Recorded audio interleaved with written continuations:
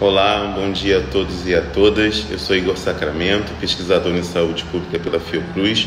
Estou com vocês desde o início da pandemia da Covid-19, tratando sobre temas relacionados à saúde coletiva, à saúde pública, especialmente nesse contexto marcado pela pandemia, que no Brasil, infelizmente, por diversos motivos, se prolonga por mais de um ano.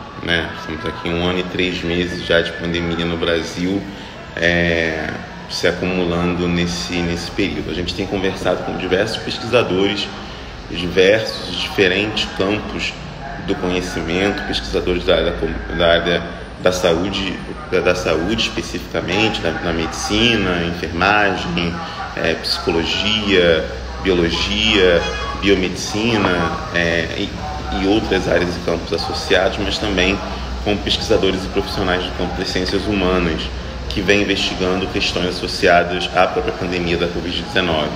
Questões associadas, por exemplo, à desinformação, à questão das desigualdades sociais em saúde, das iniquidades e como que isso impacta também na própria pandemia. Então, nós conversamos também com pesquisadores das áreas da antropologia, da sociologia, das ciências sociais de maneira geral, mas também da comunicação, da informação. E essas conversas têm sido pautadas por um conjunto muito diferenciado de informações. Nosso objetivo aqui com essas lives é tanto produzir informação, prestar um serviço de informação segura, baseada em evidências, pesquisas baseadas em evidências, mas também contribuir para o futuro, para a construção de uma memória sobre o futuro da pandemia que nós estamos vivendo. Bom, sem mais delongas, hoje a gente vai conversar com um médico e professor doutor Alexandre Fabro, que é atualmente professor da Faculdade de Medicina da Universidade de São Paulo. Nós vamos conversar com ele sobre diversos assuntos associados à própria Covid, ele acabou de entrar e já vou dar início, mas antes de convidá-lo para a nossa conversa, eu vou aqui fazer uma breve apresentação da trajetória dele. Ele atualmente é professor do Departamento de Patologia Legal da Faculdade de Medicina de Ribeirão Preto, da Universidade de São Paulo, de Ribeirão Preto, em regime de dedicação exclusiva. É graduado em Medicina pela Universidade Estadual Paulista, médico patologista pelo programa de residência da Faculdade de Medicina da Universidade Estadual de São Paulo, doutor em patologia pelo programa de pós-graduação em patologia também pela Universidade Estadual de São Paulo, com pós-doutorado no Departamento de Patologia da Faculdade de Medicina da Universidade de São Paulo. Atualmente ele atua como coordenador do serviço de patologia do Hospital das Clínicas da Faculdade de Medicina da Universidade de São Paulo e vem desenvolvendo pesquisas e projetos associados à patologia pulmonar, especificamente doenças pulmonares, patologia molecular, patologia digital e a biologia dos tumores pulmonares. É um prazer poder conversar com o Dr. Alexandre hoje sobre os danos pulmonares provocados após a infecção pelo SARS-CoV-2, e a gente vai conversar e a nossa dinâmica permanece a mesma. Eu vou fazer algumas perguntas, mas vocês podem participar também com dúvidas e comentários, tá bom?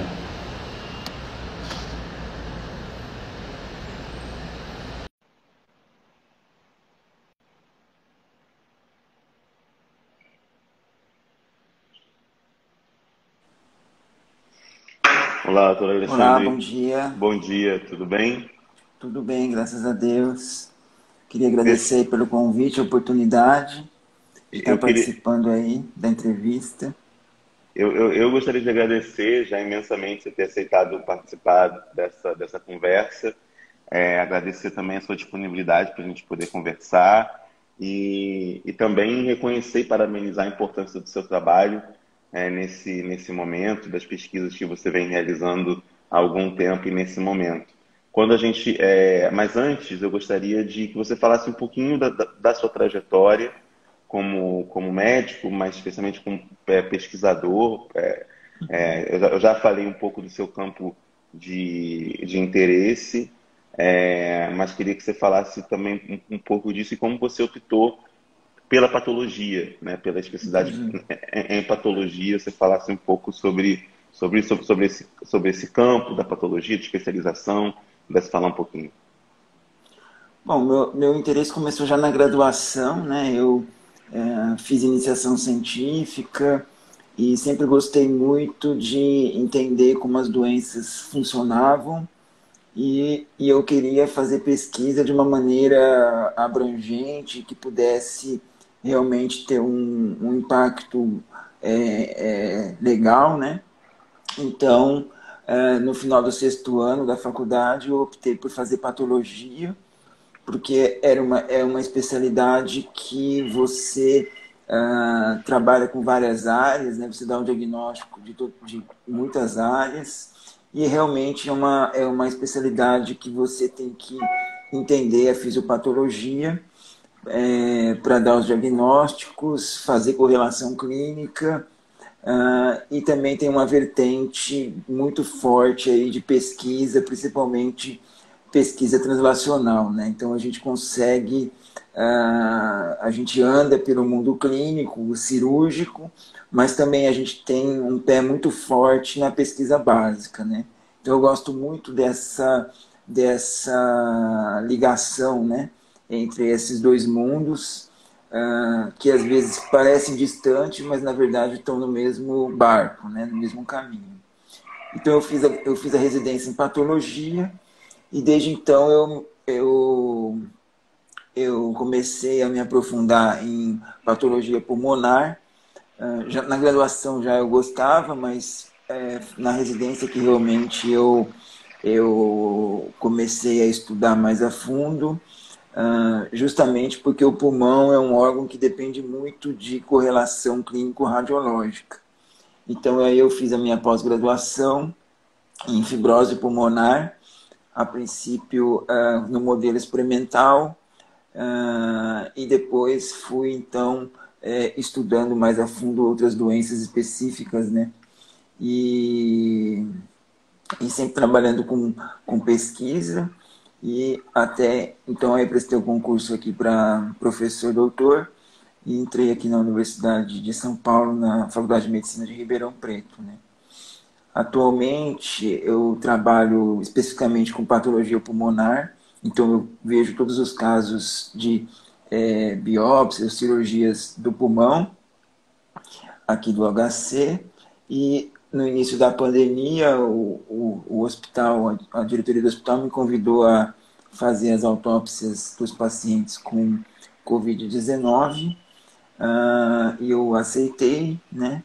E aí a gente começou a entender melhor, né, como os danos do Covid causavam a morte dos pacientes, né?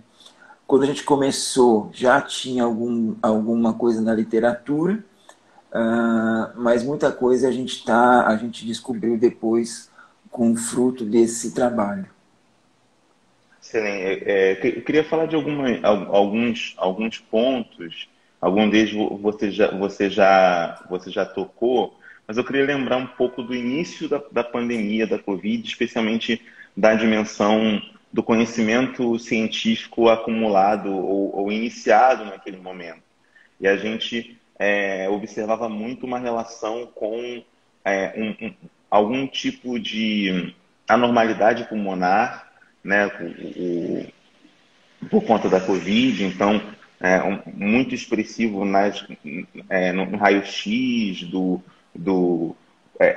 padrão fosco, né, do vidro.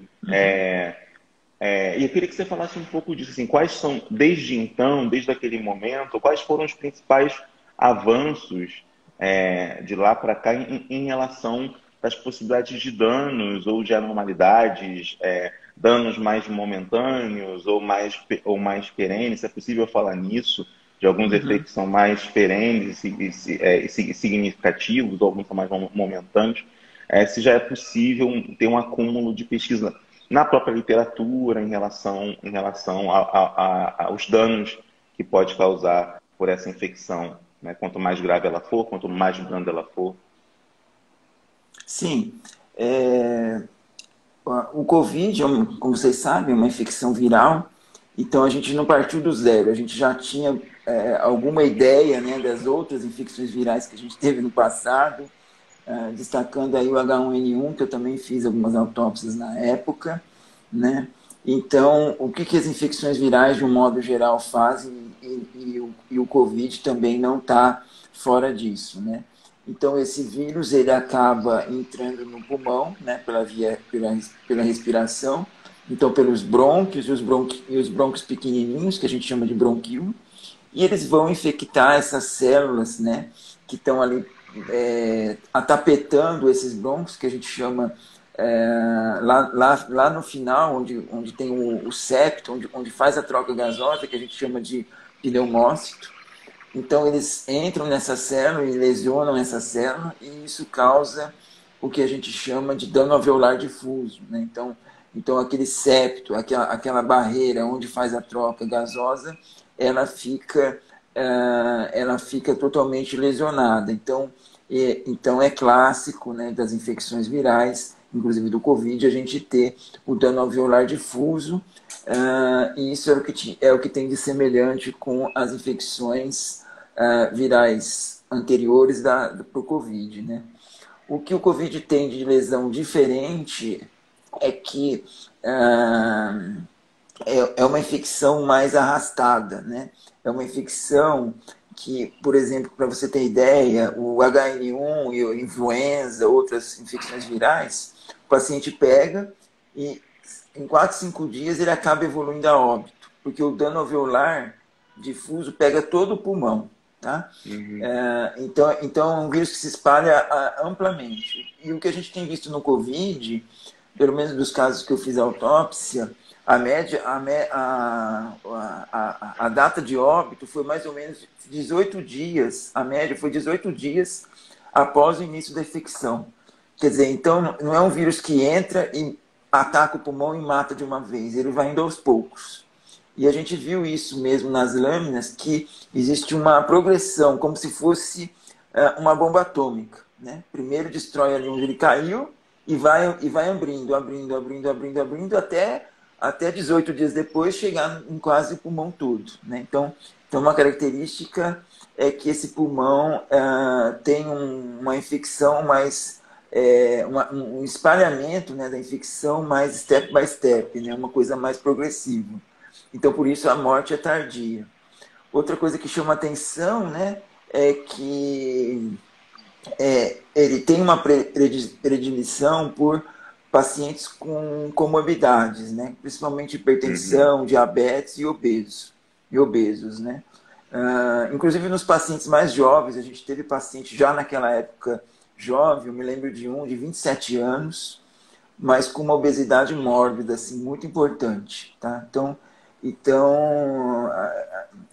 acho que não mudou muito agora, né?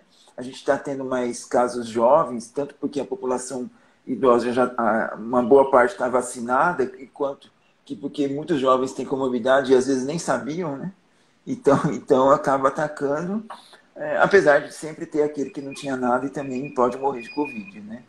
Mas assim, então eu acho que de destaque é que é uma morte mais tardia, pega mais pessoas com comorbidades, tá? E a gente tem mais recentemente, né, estudado os mecanismos. Então o nosso grupo publicou aí trabalhos mostrando o papel das NETs, né, que são redes neutrofílicas, o papel das células imunes, e agora a gente está para submeter um trabalho que a gente mostra dois polos distintos, né, de apresentação clínica do Covid. Então, a gente tem pacientes que que entram lá, vamos dizer assim, que piora, precisa ser entubado, e ele vai piorando, piorando, piorando, piorando e morre, né? A ventilação vai piorando, piorando, piorando e ele morre. E aí, quando a gente olha as lâminas, ele tem um espessamento fibroso importante do septo, né, da parte mais distal do pulmão. Então, a gente tem chamado isso de fenótipo fibrótico, e é consequência do dano alveolar difuso, que a gente chama de dano alveolar difuso organizante. Porque ele organiza, mas não organiza de modo a ficar do jeito que era antes. Fica um septo fibroso, fica duro. Tá? Então, esse é um polo dos Covids. E o outro polo é um polo trombótico. Então, é aquele paciente que precisou ser entubado, só que durante a internação ele vai melhorando, melhorando, melhorando. 2 dias antes de ter alta da UTI, subitamente ele morre. E aí a gente foi ver, ele tinha trombos, né, no pulmão. Então, mostrando aí que o Covid também pode ter aí um componente mais sistêmico, né? O vírus pode sair do pulmão e está atuando em outros órgãos que a gente ainda está estudando qual é o papel dele com o sistema de coagulação, né? Interessante. Então, basicamente é isso. Não sei se eu fui muito específico. Não, às vezes não. Eu falo uns termos que ninguém entende, mas aí... Não, foi ótimo. Foi ótimo. E eu tenho uma pergunta de um pouco de leigo, mas dialogando com o que você está falando, em relação à importância que para os patologistas, especificamente, tem na dimensão da autópsia, né, da pesquisa. É muito importante esse tipo de pesquisa com a autópsia, como uma forma de entendimento de patologias, de entendimento, né, para além de todo um ramo aí da medicina legal, que se intersecciona com a patologia, mas especialmente dessa dimensão de entender fisiopatologias da doença, de determinadas fisiologias de determinadas doenças, biologia de determinadas, enfim, um conjunto aí de entendimentos e características de doenças que podem ser percebidas. Eu queria que você falasse um pouco sobre essa importância, né, das autópsias no contexto da Covid especificamente. E eu fiquei muito curioso quando você falou de outras infecções virais, e uma delas foi pandêmica também, que foi da influenza H1N1, que você também acompanhou já como médico e como pesquisador. Queria que você também falasse um pouco da importância da autópsia nesses 2 momentos e o que vocês identificaram, e propriamente da patologia, e o que foi identificado, se tem características. Uma delas você já destacou bastante, né? Que a infecção, né, nas pessoas que foram óbito por conta da influenza H1N1, estava muito associada, era muito rápida a digamos assim, a infestação do pulmão, diferente do Covid, que vai se dando step by step, usando o termo, né? Vai se dando mais aos poucos. Mas se tem outras características que você poderia destacar comparando esses 2 momentos, foram momentos, né, que são, no caso da Covid ainda estamos vivendo, mas da influenza foi um momento também importante e catastrófico também, de muita apreensão, especialmente no começo, do que era. E eu sempre lembro, né, que a gente começou a usar álcool gel naquele momento, em 2009. Restaurantes e tal, a gente começou a usar em um uso mais tímido de máscara naquele momento. Já era mais tímido, hoje é muito mais ostensivo e significativo, mas a gente começou já naquele momento por conta da gravidade da pandemia. Mas se você quiser, se puder comentar, por favor. Sim, eu acho assim, a autópsia tem várias funções, né? Uma delas é realmente epidemiológica, quer dizer, saber do que as pessoas morreram, e isso vai orientar políticas públicas, né, de saúde, né? Então, você saber o que está acontecendo em uma determinada região, em termos de óbitos, é muito importante para guiar as medidas que vão ser tomadas. Lógico, tem muitos outros fatores, mas um deles é a quantidade de óbitos, né? Então, assim, tirando a pandemia, vamos supor, uma área começa a ter muita morte, muito infarto, sei lá, muita hepatite. Então, o que será que está acontecendo lá? Então, isso norteia, né, políticas públicas, norteia a estrutura do hospital. Quer dizer, se uma região tem muita determinada doença, então aquele hospital tem que ter uma especialização maior naquela doença, uma capacidade de atender aquele tipo de doença, né? Então, eu acho que a primeira importância da autópsia é epidemiológica, né? A gente saber o que está acontecendo naquela região.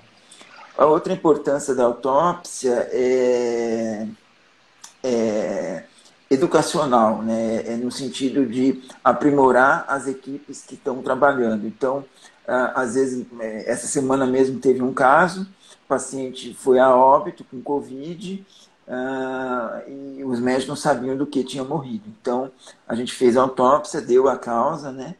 Então, aí, quer dizer, a equipe aprende com aquilo lá e vai tentar, nos próximos casos, diagnosticar ou tratar de maneira que aquilo não ocorra de novo. Então, é muito importante quem está tratando, né, e tem um óbito, ter um feedback do que realmente aconteceu. Acho que isso é muito legal da patologia, de você estar orientando os seus colegas.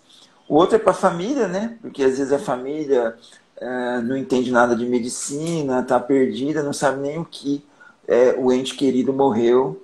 Então, eu acho que é importante você dar esse feedback para a família, e principalmente em doenças que têm algum cunho genético ou hereditário, né?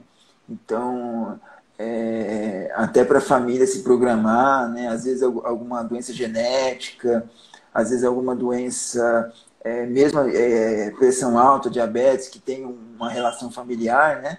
Da pessoa já precocemente tá indo ao médico, tá se cuidando, tá prevenindo para que aquilo não ocorra dentro da própria família, né? E por fim, eu acho que é o que a gente faz aqui como pesquisa, né? É entender realmente os mecanismos fisiopatológicos das doenças, né?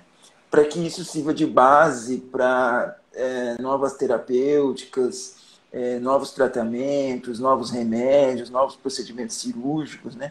Então, entender como a doença funciona é muito importante, porque o próximo passo disso, quando a gente estabelece um mecanismo, determinar qual o melhor tratamento. Que aí você vai ter aqueles trials clínicos com remédios, tal, né? Que eles testam as drogas, às vezes testam tipos de cirurgia, né?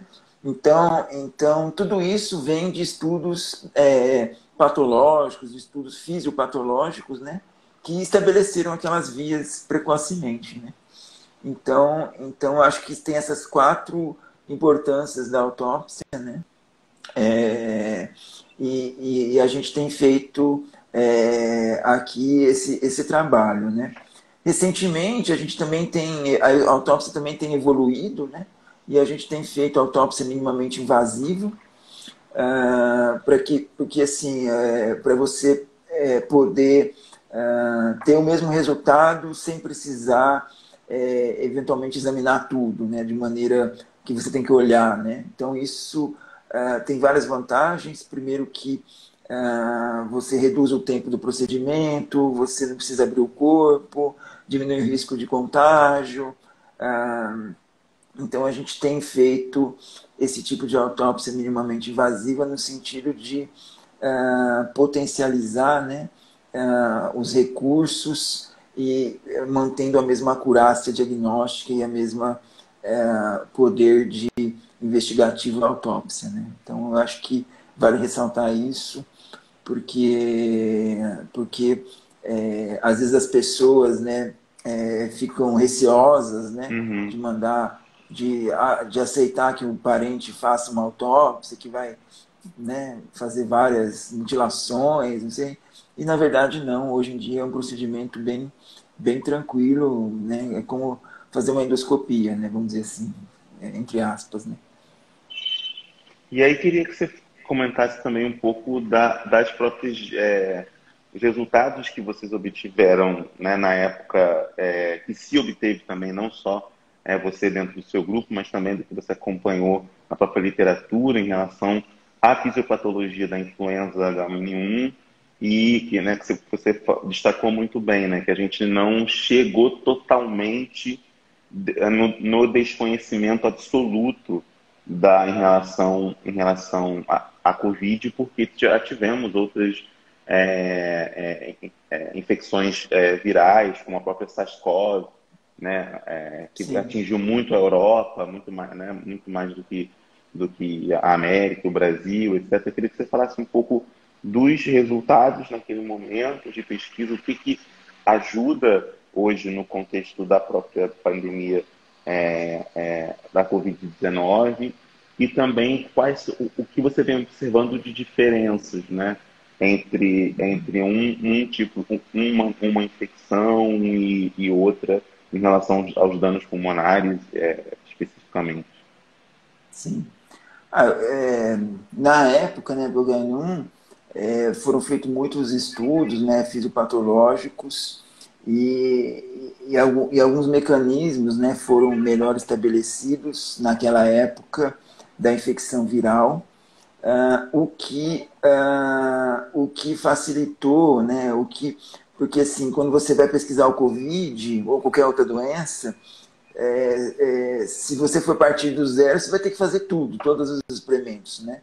E como o pessoal já tinha de base da infecção daquela época e o tipo de vírus é o mesmo, né? É só muda assim, vamos dizer, a espécie. Então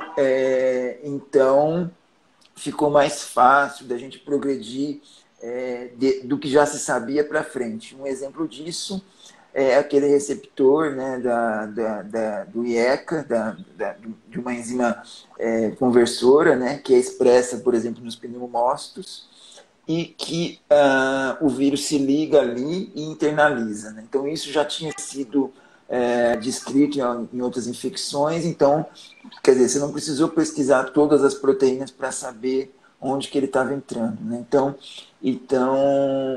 uma coisa serve como base para a outra. Né? Eu acho que a gente vai aprendendo, né? Eu mesmo aprendi muito, porque na H1N1 foi a primeira pandemia, a primeira epidemia, né, vamos dizer assim, que eu peguei, então, como professor aqui, então, é, naquela época, a gente fazia de uma maneira, hoje eu já estou fazendo melhor, né?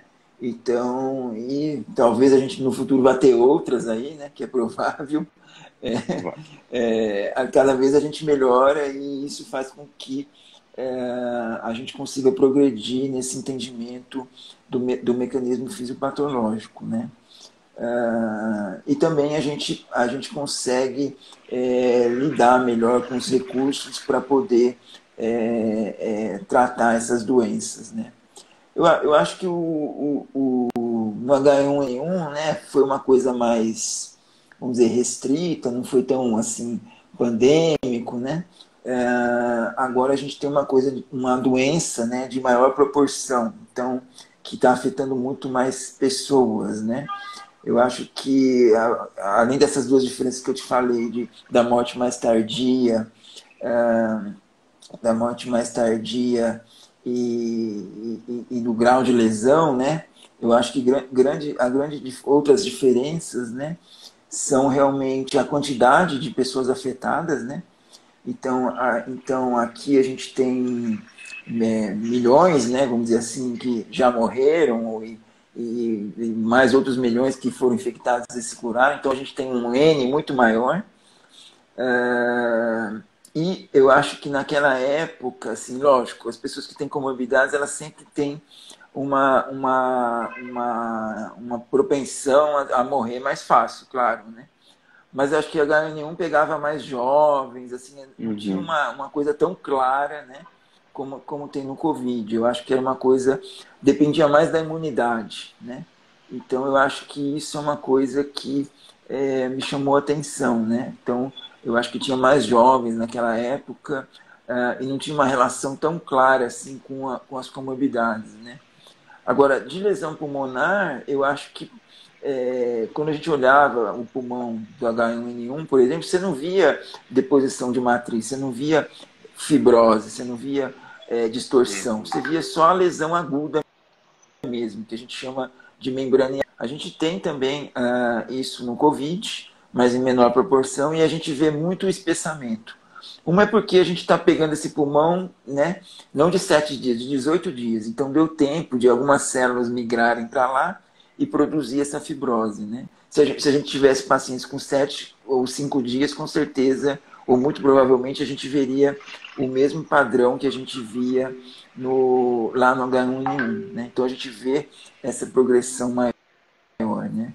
E o que chamou muita atenção, né, que é diferente das outras infecções, essa propensão a formar trombos, né? Então, acho que Uhum. antes não tinha esses trombos, e às vezes a pessoa está até bem, assim, entre aspas, melhorou, já está até para ter alta e tem um trombo, né? Então, o Covid deve estar realmente infectando aí medula óssea, não sei, fígado, alguma coisa que mexe na coagulação e está impactando no pulmão, né? Então, eu acho que o HN1 foi um preâmbulo, né, importante, a gente conseguiu aprender bastante.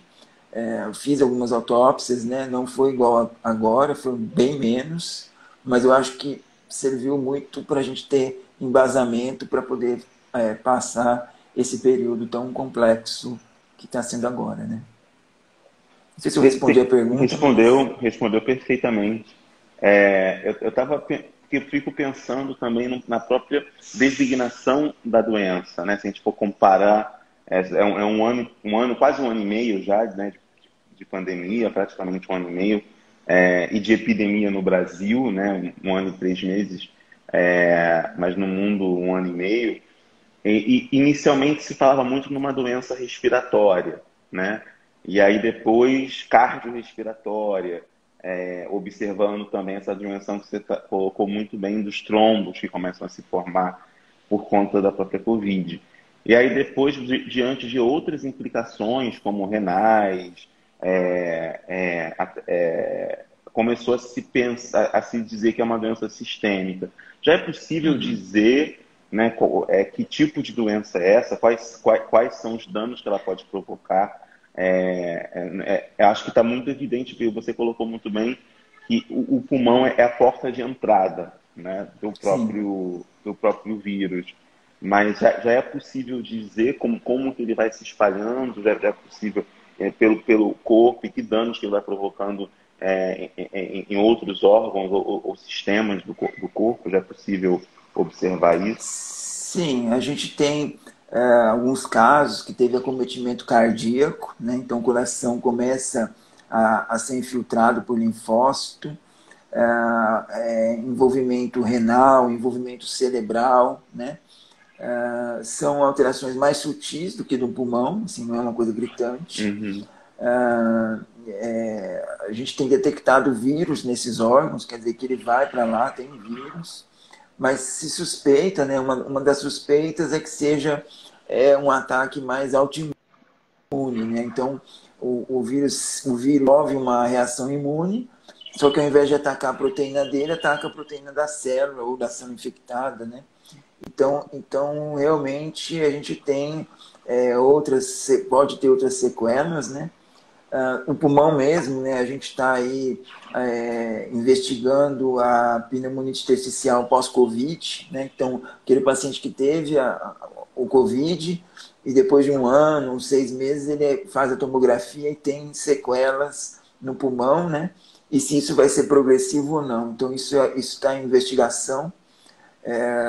A gente ainda tem que esperar um pouco para ver como esses pacientes vão Uhum. evoluir, mas provavelmente vai ter alguns pacientes que vão progredir com essas sequelas, né? Neurologicamente também já tem alguns estudos, né, de pessoas que ficaram com algum déficit, algum cansaço, né? Então realmente alguns pacientes, né, um subset dos pacientes, eles realmente vão talvez ficar com alguma sequela. Eu pessoalmente não acredito que vai ser uma coisa importante, assim, né, não vai ser uma coisa muito intensa, mas realmente eu acho que vai ficar algumas pessoas, né? Realmente vai ter alguma sequela. Eu acho que assim, qualquer doença que você pegue, normalmente deixa alguma sequela, né? É difícil você, né? Se você cortar a pele, você vai ficar com uma cicatriz, né? Mais Uhum. curado que você fique com aquela pele, que aquela pele se cure, né? Então algum resquício sempre fica, né? Sim. Uma outra coisa que eu fiquei pensando no que você falou, que é uma curiosidade. Eu tenho observado pouco, embora haja poucos óbitos de crianças, né? Aí você falou muito da questão de um dos fatores, muito associado na maior parte dos óbitos, está com as comorbidades. Até mesmo Uhum. em relação à Covid, de grupo de jovens e tal, que tem uma obesidade muito importante, muito significativa, mórbida, já em algum caso, ou você disse também, o desconhecimento de comorbidades, sejam elas cardíacas, sejam elas, né, de outros órgãos, que também pode estar levando muitas pessoas a óbito. E eu queria, aí realmente é uma curiosidade, uma dúvida em relação ao caso a gente sabe de algum caso de casos de crianças que vieram a óbito por conta de Covid, recém-nascidos Uhum. especificamente. Queria que você falasse um pouco sobre esses casos, se tem alguma Uhum. diferença em relação a esse, digamos assim, um padrão da comorbidade, que, digamos assim, atinge o maior número de mortos no caso de crianças especificamente. Sim, isso é bem interessante. Eu acho que assim, tudo que eu vou falar são hipóteses, né? A gente não tem como provar ainda, mas isso levanta uma questão, né? Por que, que essas crianças estão sendo afetadas, apesar de ser poucas, né? Para mim, isso é um indício, né, de que o pano de fundo que leva a esse dano do Covid é a imunidade, né? Então, existem crianças que estão com a imunidade. E quando eu falo imunidade, é uma imunidade mais específica, né? Às vezes a criança se dá muito bem com bactérias, mas com vírus ela se infecta facilmente, né? Uhum, E a gente uhum, pode ver entre nossos colegas, né? Assim, por exemplo, eu sou uma pessoa que dificilmente pega uma gripe, né? E eu tenho colegas que, assim, 5, 6 gripes por ano, né? Então, quer dizer, o que quer dizer isso? É alguma coisa da imunidade nossa, né? É um perfil imune da pessoa. Cada um tem uma imunidade própria, né? Então, eu acho que as comorbidades, elas potencializam, vamos dizer assim, essa falha na imunidade, né, entre uhum. aspas. E essas crianças, né, que são poucas, graças a Deus, também deve ter falhas aí, né, que a gente desconhece, e uma vez infectadas, infelizmente, elas podem estar evoluindo para óbito, né? Mas isso é uma especulação, eu não sei exatamente por quê. Eu acredito que seja isso, né? Mas eu não tenho, a gente não sabe por que exatamente essas crianças são infectadas, né? Ah, Só para vocês terem uma ideia, por exemplo, mudando um pouco de assunto, né? Há uns 2, 3 anos atrás, eu fiz uma autópsia de uma moça de 25 anos, 23 anos, eu acho, que morreu infectada por cândida, que é um fungo, né? Uhum. Que normalmente a gente tem cândida, pode ter cândida na boca, a parte genital ali, e ninguém morre disso, né? A gente quase que, né, convive com a cândida. Uhum, E uhum, ela, assim, não tinha nada, não bebia, não fumava, não usava droga, não tinha hipertensão, não tinha diabetes, não tinha nada. E todos os órgãos dela tinham cândida, entendeu? Então, o que quer dizer isso? Quer dizer que é algum problema da imunidade, né, provavelmente. Né? Lógico que tem a ver também com a virulência, né, do organismo, do micro-organismo, né? Talvez uma cândida mais agressiva, né? Mas é difícil a gente ver alguém morrer de cândida sim, disseminada, né? sim. Hum. Sabe? Que seja imunocompetente, né? Que não tenha, por exemplo, a AIDS, vamos supor, né? Uhum. Que esteja com HIV controlado. Então, quer dizer, eu acho que tem muita coisa ainda da imunidade que talvez a gente vá no futuro determinar de maneira mais precisa e talvez, quem sabe, a gente põe uma gota de sangue em um chip, ele fala, a sua imunidade é para tal vírus, e aí as pessoas que têm aquilo Uhum. evitam aquele vírus, né, ou condições que se infecte da mesma forma que bactérias ou fungos. Né? Então, acho que a imunologia, apesar de ter crescido muito, muito mesmo assim, nos últimos 10, 15, 20 anos, né, o entendimento, eu acho que é exponencial, mas ainda a gente está só na ponta do iceberg. Acho que fica muito evidente com a sua fala que o quanto que haverá de pesquisas, né, nesse pós-Covid. Já tem havido durante, mas o quanto de questões, acho que essa questão que sinaliza, que é uma hipótese, enfim, é muito interessante, da questão da imunidade, né, já é uma chave explicativa que pode ser trabalhada futuramente para poder pensar, né, em outros casos, né, outros fatores além da comunidade. A comunidade ela tem uma importância significativa de alterar a maior ou menor proteção imune. Uma outra coisa que eu queria perguntar foi em relação a gente viveu uma experiência, vive, né, uma experiência muito traumática, que tem a ver com o luto especificamente. O luto de Covid é marcado, e para quem teve a experiência de perder algum ente querido, ou parente, familiar ou amigo por conta da Covid, tem uma experiência de luto muito traumática, que é marcada por conta de recomendação sanitária de não ter, não se velar o corpo, né? Por Sim. conta do alto índice de infecção, etc. Queria que falasse um pouco como que foi isso, né, no âmbito do seu trabalho, né, lidando aí como instrumento de pesquisa com os corpos, né, com esses corpos, como é que foi questões associadas com segurança num momento ainda de muita indeterminação, né, Sim. do perigo que poderia ter, do risco associado. Queria que você falasse um pouco sobre isso e explicasse, talvez, para quem não entenda, por que esse corpo ainda é tão contagioso que não pode ser, nesse caso dos velórios, ele não pode ser velado, né? Como a gente tem Sim. um costume brasileiro muito grande, né, de velar o corpo, passar às vezes a própria noite com o corpo, no velório, etc. Isso não pode ser feito para aqueles que morreram por conta da Covid, ou até mesmo suspeitos, porque às vezes não tem exames suficientemente realizados que confirmem a morte por Covid. Queria que você falasse um pouquinho desses dois âmbitos. Esse âmbito, né, profissional, acadêmico, da sua própria Uhum. pesquisa, e no outro âmbito do por que não pode ter esse tipo de contato. Sim. É bem interessante essa questão, né? Porque cada um fala uma coisa sobre o Covid aí na mídia, enfim, Sim, as informações são truncadas, né? Mas eu faço autópsia há mais de 15 anos, já peguei várias infecções virais, assim, já fiz, né, autópsia de várias infecções virais, e graças a Deus eu nunca peguei nenhuma doença fazendo autópsia, né?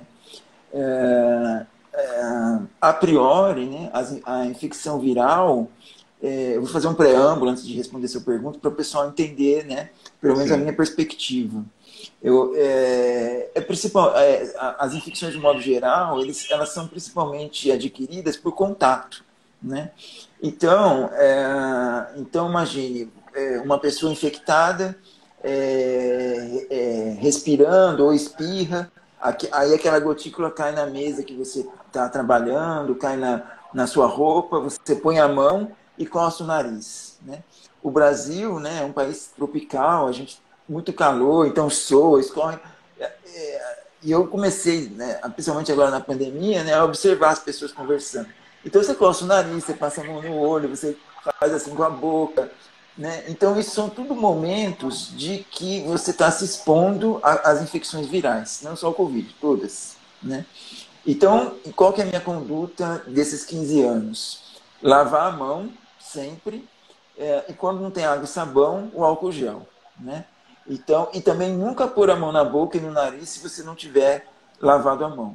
É isso, entendeu?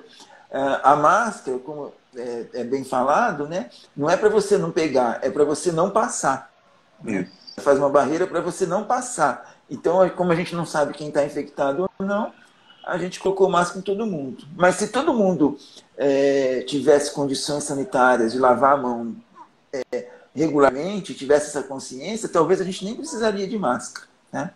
Então assim, isso para mim é bem estabelecido. Assim, para mim funciona. Eu acho que é difícil você. Existe vírus voando no ar? Existe, mas você precisa estar numa condição propícia para isso. Por exemplo, um ambiente fechado, não circulante, uma pessoa infectada espirrando para o alto, né? Uhum, Aí você pode uhum, pegar? Pode, né?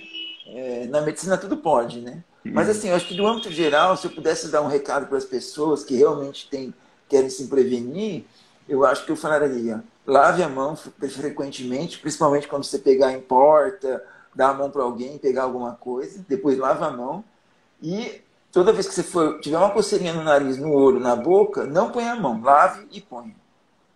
Isso eu acho que é o principal, né? Então, por que eu falei isso? Porque quando a pessoa falece, o vírus está lá na pessoa, no corpo, né, no pulmão, e, e assim, as secreções, né, da boca, do nariz, elas podem escorrer pelo corpo, né, quando a pessoa morre. Então é um corpo infectado. E o vírus pode viver lá até 12 horas, 24 horas, né, mais ou menos. Então, como a gente sabe, né, o brasileiro também tem uma coisa mais emocional com os velórios, né? A pessoa vai lá, abraça, quer beijar Uhum, o uhum. morto, né? Então, se deixasse aberto, o que ia acontecer? Todo mundo ia pegar Covid, Sim, entendeu? Por contato. vou Contato. contar. Imagine, a pessoa chorando em cima do corpo, depois vai fazer com com a lágrima? Vai enxugar, passar a Né? mão, né? Já infectou. Aí vai abraçar outra Então, pessoa também, né? isso. Aí o vírus tudo aqui na roupa, a pessoa pega, né, põe a mão na boca, coça o nariz, enfim, é uma tragédia. Então, por conta disso, né, na época foi protocolado que a gente ensacasse o corpo com 2 sacos, né, e o último saco sendo com zíper, né, para que realmente não abrisse, né, aí colocava dentro do caixão e lacrava o caixão, né, e não haveria velório porque, né, mesmo assim ainda tem um risco, né? Esse caixão pode estar Uhum. contaminado e tal. Então faria direto o enterro, sem o velório, né? Eu acho que por conta disso, né? De fato, eu acho que o brasileiro culturalmente não está acostumado com isso, né? Eu acho que a Europa e os Estados Unidos eles são mais tranquilos, às vezes vai enterrar 7 dias depois, um mês depois, né? Eles são mais outra cultura, né? Eu acho que é outra cultura, né? Aqui no Brasil a gente demora um pouquinho para fazer autópsia, o pessoal já está gritando, né? Assim, Sim, porque mas assim, entendeu? É cultural. Então eu acho que natural. foi por conta disso que teve que se tomar essas medidas, né, de enterrar sem ter o contato, né? Assim, aqui no hospital, né, a gente tem a equipe de psicólogo, equipe aí de pessoas que recebem vamos dizer assim, um ambiente propício, né, para receber essas famílias e acolher, né? Mas assim, realmente um momento difícil, né? Assim, ninguém quer que o seu ente querido morra, né? Realmente fazer o luto ali e deixar a pessoa chorar ou se manifestar e depois enterrar, né? Realmente é uma situação difícil. Eu também já trabalhei na comissão intra-hospitalar de transplante de órgãos, né? E que a gente tem que pedir para a pessoa o órgão do parente na hora da morte. Quer dizer, é a pior coisa que tem, imagina. Né? A pessoa está totalmente. Morreu o pai, morreu a mãe, morreu o marido, morreu a mulher, e você vai falar: olha, você pode doar o seu coração do É, pulmão do seu ente? Então, assim, difícil. é difícil, né? Mas a gente faz por conta, fazia, né? Eu fazia, mas ainda se faz por conta de um bem maior que é salvar outras Sim, vidas, né? sim, Entendeu? exatamente. Então, às vezes a gente faz uma coisa que não é agradável, porque a gente sabe que o resultado final vai ser melhor para a sociedade como um todo, né? Eu acho que é isso, principalmente. Exatamente. Eu tenho mais duas perguntas, não quero ocupar muito o seu tempo, mas quem tiver pergunta, quiser fazer, aproveitar, está sendo brilhante, muito obrigado. Eu tenho mais duas perguntas. A primeira pergunta que eu faria em relação a um conjunto de boatos e de fake news que têm circulado, que eu acho que nunca, e aí nunca antes na história da saúde, assim, a gente teve um conjunto tão grande de boatos, informação, de fake news, etc. Tanto sobre tratamento, tanto sobre a doença em si. Ah, não é tão grave, é muito grave, é super grave, né, tanto em relação à transmissão, contágio. Quer dizer, foi uma questão, uma das coisas que eu estava para te perguntar, eu falei, pergunto, não pergunto, pergunto, não vou perguntar, que era a questão que começou, não é? Começou no início da pandemia, pessoas fazendo tipo exercícios pulmonares para poder. Não sei se você acompanhou isso, foi um conjunto aí no ano passado de exercícios pulmonares para prevenir a própria a infecção por Covid. Então, exercícios respiratórios, né? Mas que no fundo acabam sendo com implicações pulmonares, etc. E tal. E, obviamente, que esse tipo de exercício pode ser ótimo para o diafragma, para o aumento da respiração, pode ser ótimo né, por um conjunto de outras coisas, né, para a capacidade respiratória que você possa ter, mas certamente para evitar uma infecção não é o caso. Mas queria que você falasse um pouco, né, desse caso e de tantos outros que você pode ter acompanhado em relação de boatos e fake news em relação à própria Covid, que eu observo que nesse momento, em relação a outras doenças, situações de crise sanitária, eu nunca observei tanto, assim, né?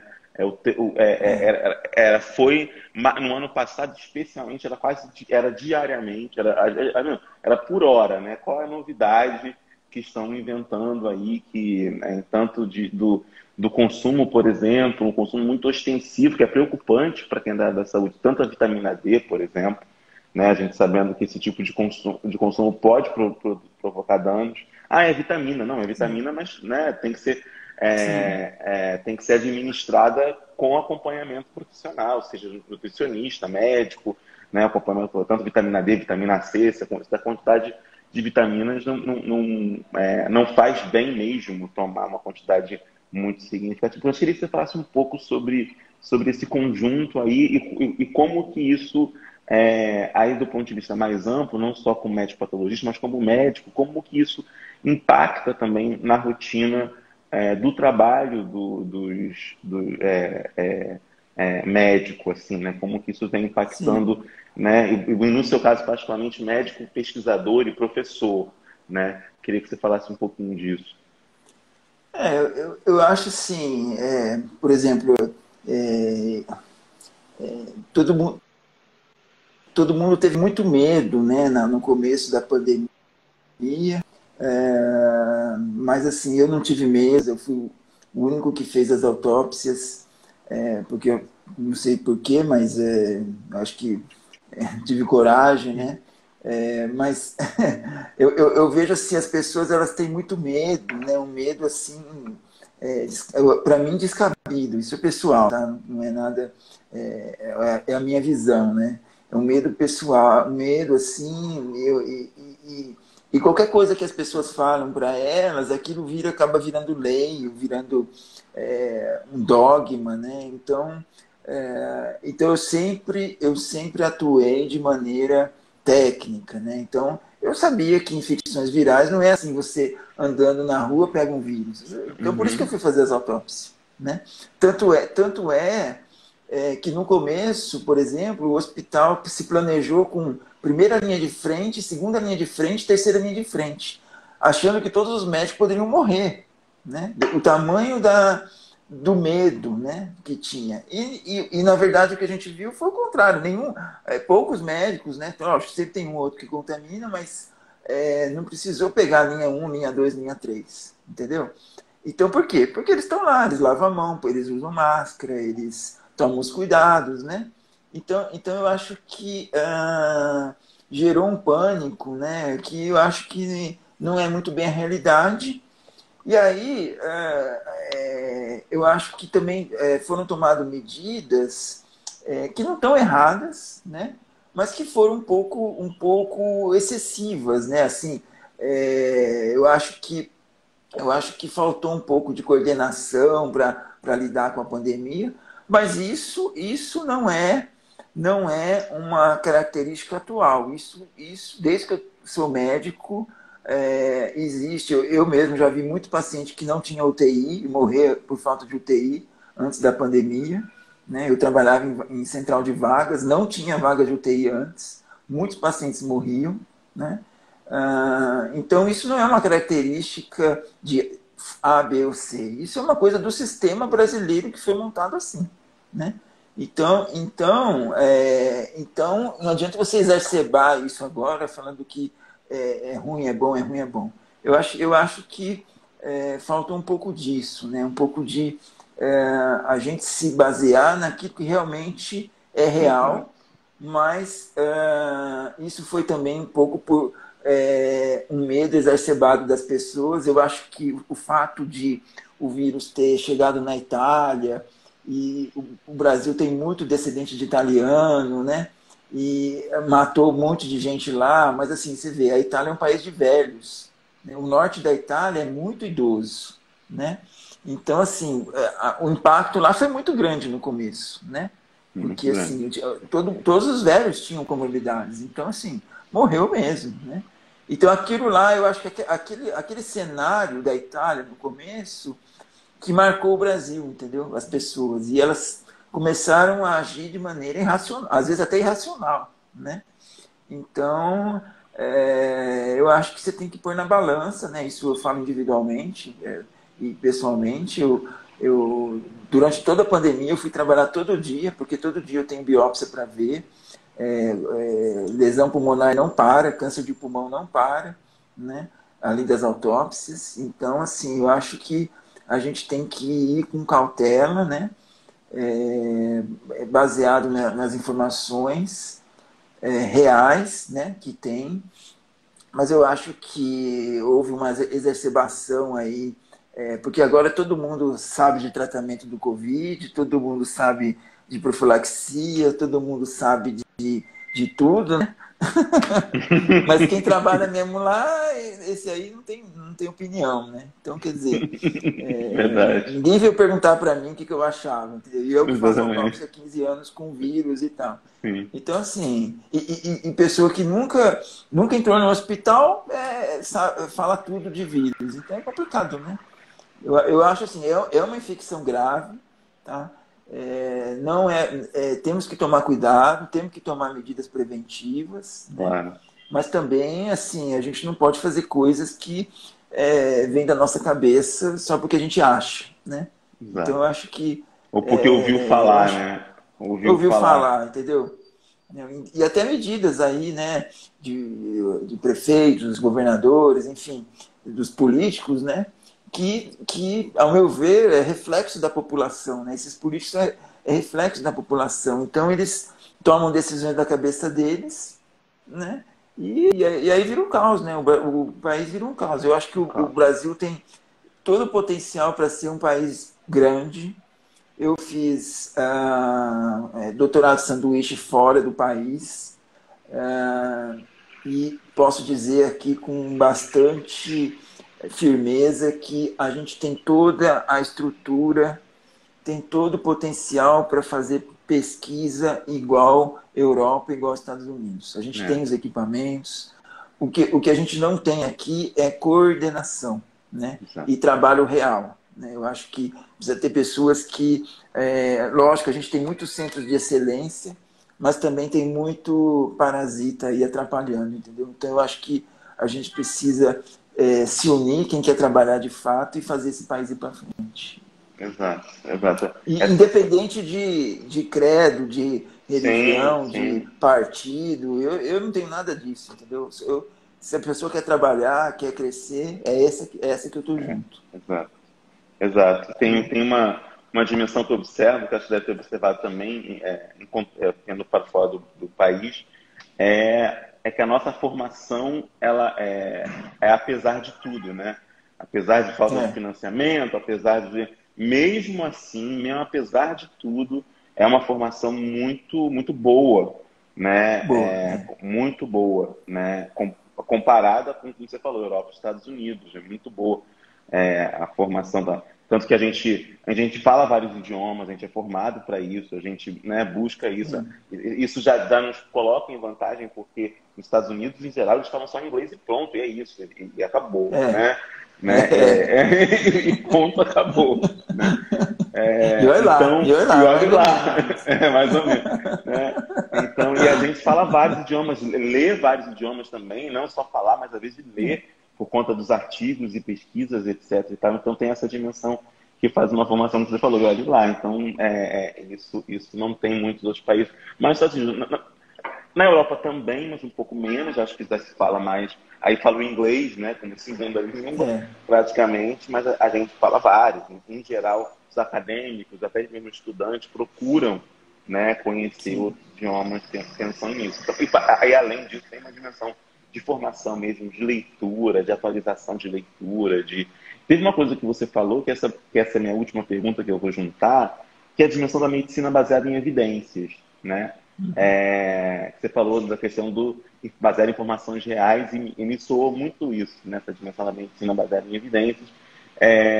E eu ressinto muito, assim, no sentido, quer dizer, muita gente falou sobre muita coisa, muita gente falou muita besteira, né? E muitos especialistas não foram ouvidos, ainda ficam sendo ouvidos em termos da contribuição para políticas públicas mesmo, né? Para a vida das pessoas, etc. Mas tem um outro ponto, além disso, que você menciona, que é a dimensão dessa realização das autópsias para uma dimensão clínica. Você até comentou um pouco mais cedo de um artigo que vocês estão preparando no grupo sobre isso. Não queria que você desse spoiler do artigo, mas alguma coisa que você observa em relação a essa dimensão, se já é possível, né, com tantas autópsias que já foram realizadas, algum conjunto de dimensões de algum impacto na clínica para a Covid. A gente viveu um apagão de protocolo, né? Isso foi, não tivemos orientação, uma orientação muito clara ou sistemática, assim, como lidar, embora, né, pelo que eu venho observando, muitos hospitais e centros, né, de pesquisa foram organizando protocolos, né, mas não houve uma coordenação central de protocolo, como é comum em casos de crise sanitária como esse. Então, a gente também teve esse momento de não ter, embora, né, os hospitais, especialmente os hospitais de referência, se organizaram para isso. Mas eu queria que você falasse um pouco dessa dimensão clínica, o que se você pode apontar alguma coisa, ou você pode me dizer, Igor, leiam o nosso artigo que vai sair. Você pode... Não, eu acho assim, do âmbito clínico, o que eu posso falar é porque assim, a questão é complexa, envolve muitas coisas, que se a gente fosse conversar sobre isso, acho que a gente precisava de uma live de 3 dias aqui. Mas assim, você falou em medicina baseada em evidência, né? Então, assim, o que é isso, né? Então, a gente tem níveis de evidência, trabalhos de níveis de evidência. A evidência mais forte é o que a gente chama de trabalhos de meta-análise. O que é esse trabalho de meta-análise? Ele pega pequenos trabalhos, que a gente chama de trials, ou ensaios clínicos, junta tudo em um só e fala, esse remédio funciona ou não funciona. Né? Só que qual que é a limitação disso? Precisa ter muitos trials, muitos ensaios clínicos, e não tem. Então, quando a gente não tem meta-análise, a gente vai para ensaios clínicos únicos. E depois a gente vai para outras pesquisas. Né? Então, o que eu posso falar é assim, que a forte mesmo, que é a meta-análise, a gente tem, se for comparar com todas as doenças e todas as questões, são muito poucos. Né? Então a gente não trabalha sem... eu vou chutar um número aqui, eu não sei exatamente, sei lá, 10% do que se faz seria meta-análise, baseado em meta-análise, que é o forte.